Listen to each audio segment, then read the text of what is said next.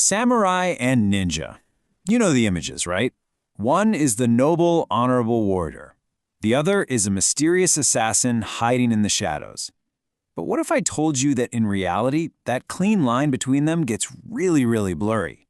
Let's go beyond the legends and dig into the surprising truth of Japan's most famous warriors. So, here's our game plan. We'll kick things off with where the samurai came from. It's not what you think. Then we'll dive straight into the absolute chaos that gave rise to the ninja. After that, we'll see how guns and new ideas completely turn their world upside down. And finally, we'll explore how their spirit is, believe it or not, still alive today.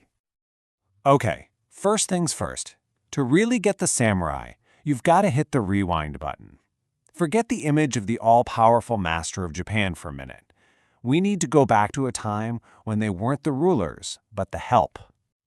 I mean, the clue is right there in the name. Samurai comes from the word saburao, which literally means to serve.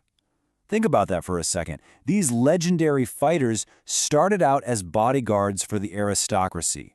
They were basically the muscle hired to protect land out in the provinces, while the nobles were busy writing poetry back in the capital. It's a long way from the legends we know and love. And here's another thing the movies get wrong.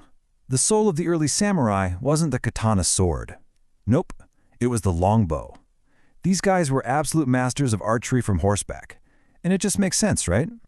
On a real battlefield, being able to move fast and strike from a distance was everything.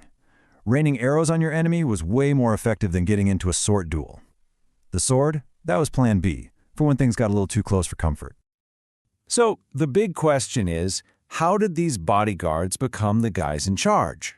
Well, the answer is one word: shogun. You see, the government in the capital got weaker and weaker, and soon, military strength was the only thing that really mattered. The top general, the shogun, stepped in and basically took over, turning Japan into a military state. Just like that, the servants had become the masters.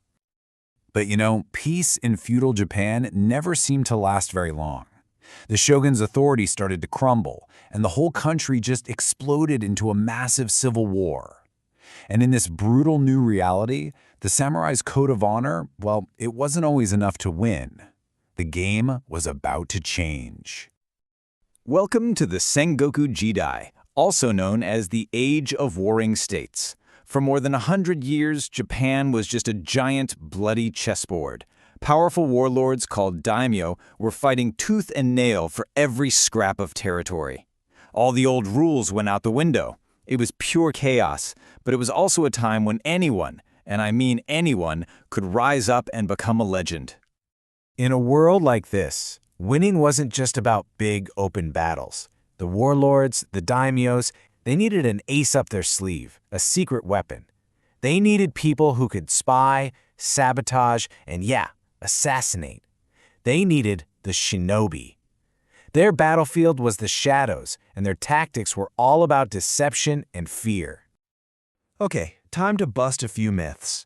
That classic all-black ninja outfit, totally made up for the stage. A real shinobi would dress like a farmer or a monk, anything to blend in. Dark blue was actually a pretty common color. And they weren't all lone wolf killers for hire. A lot of them came from organized communities, especially in places like Iga Province. They formed their own self-governing leagues to resist invading warlords. It was about survival and independence as much as anything else. Now, as if a century of non-stop war wasn't intense enough, two brand new things showed up from overseas that would change Japan forever: foreign guns and a foreign god. And it all started with a shipwreck. In 1543, some Portuguese sailors wash up on shore, and they've got something incredible with them: guns. Just 6 years later, missionaries arrive, bringing Christianity. The Japanese called these outsiders Southern barbarians, but these so-called barbarians had just delivered the very tools that would end the wars and reshape the entire nation. And one guy, one warlord, saw the potential here more than anyone. His name was Oda Nobunaga. He was brilliant, ruthless, and he realized he could use these new weapons and a tolerance for the new religion to absolutely crush his enemies. You can get a sense of the kind of man he was from this quote by a missionary. He was a complicated guy who only really cared about one thing: results. And this is the part that is just wild. The Japanese didn't just borrow the idea of guns, they mastered it. In about a decade, they were making more firearms than any country in Europe. That number right there, 10,000 a year, that's a revolution. All those years of training it took to become a master samurai swordsman could now be matched by a peasant who'd been training with a gun for a few weeks. The writing was on the wall. So after all the bloodshed, the wars did finally end. Japan was unified, and a long, long period of peace began. But for the samurai, this created a pretty strange problem. Their entire identity was built around war. So, what's a warrior supposed to do when there are no more wars to fight?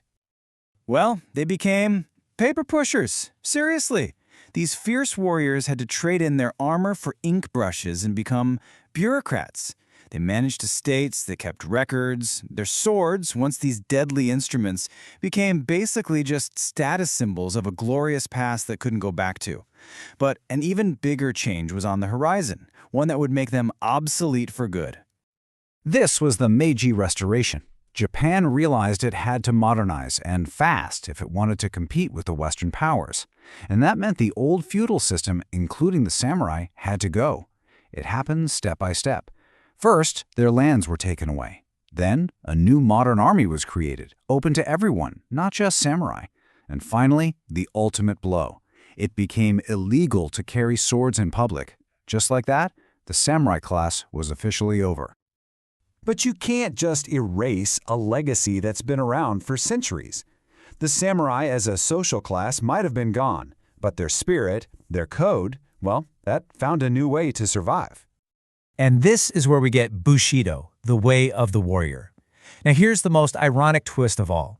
This famous warrior code wasn't really perfected and written down during the Great Wars, but during the long peace that followed. It was a way for a warrior class with no wars to fight to hold on to its identity. And all those battlefield ideals like absolute loyalty, intense discipline, and honor, they didn't disappear. They were just transferred to new places, like the office and the factory, and they became a huge influence on modern Japanese society. So, that leaves us with this final thought. The samurai class is gone, and the ninja have pretty much vanished back into myth. But if you look closely at modern Japan today, at its businesses, its art, its martial arts, you can still see the echoes of Bushido everywhere. The warrior spirit never really died. It just changed its armor.